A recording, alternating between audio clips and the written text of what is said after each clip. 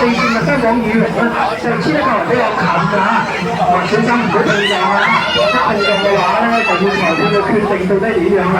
原來齊嘅，我哋見到咧就嗱個線嘅方面咧就有少少大家伙啦。咁四線嘅香港羽絨咧就俾隔離嘅 GLC Dragon 咧同埋18座狗仔粉咧就偏咗埋嚟喎。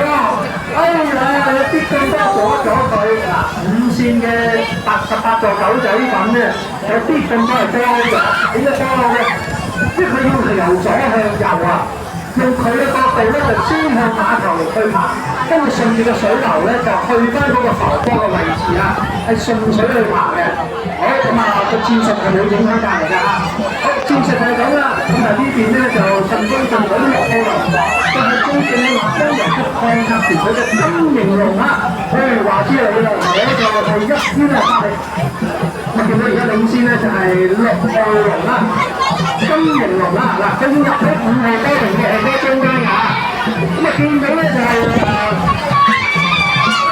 咁啊就金型龍領先，跟住咧就係5號龍啦，8個咁啊第3咧就係8號Number 4啦，第4就係3號龍嘅 PICJ The number 4, yeah, I buy.